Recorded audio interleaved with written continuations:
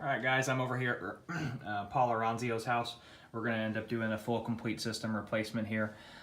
So all of our flue piping can stay. We'll reuse the existing 3-inch that comes out over here, and we'll go back down into our new furnace with that. So you'll bring a couple 3-inch transitions, maybe 2 90s or 2 or 3 45s, and kind of build everything the same way it's built right now. We're going to put a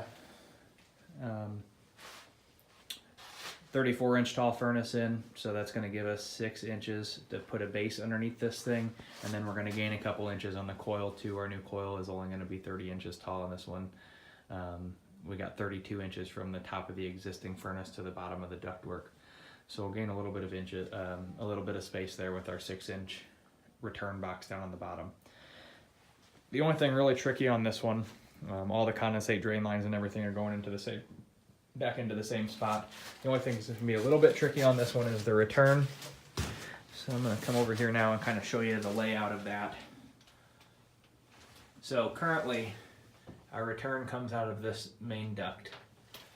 And you can see that main duct actually extends back and then it goes down the wall here.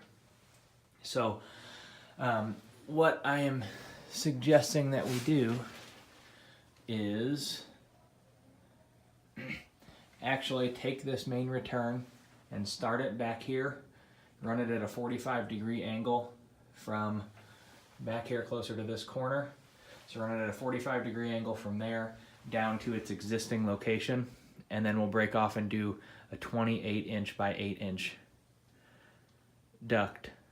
Or even a 30 by 8-inch duct. We don't have any room to go deeper, so we may have to do 30 by 8 and bring that down into our 6-inch return box with our media filter going into the side of the furnace. So that's the best thing I can come up for the return right now. You guys are kind of going to just have to measure it on site to make sure that we can get it installed properly.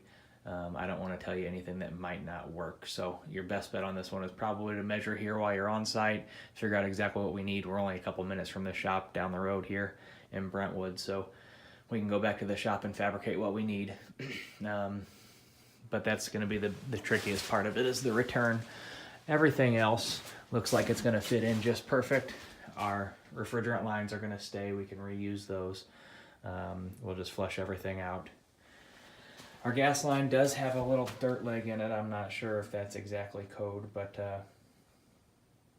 we'll have to check that whenever we put our new system in. Of course, our new system is going to be shorter, so we may end up having to adjust all that stuff anyway. We're going to install a powered humidifier in the same spot that this one's in right now. We'll just pull this old one off. Our water line and everything's already there. So that should be quick and easy. The next video is going to actually be from the outside, so I can show you what we're working with out there. Here's our breaker panel. It's a double 40-amp breaker. This is just a sub panel that comes off of the main panel in the garage, but that's a double 40-amp breaker for the AC. I don't think we're going to touch anything with that. We're just going to put a fuse disconnect outside. Our outdoor condenser is hidden behind these bushes. For our outdoor condenser, we're going to put a new disconnect box on the wall there. We'll pull this condenser up and out of the way.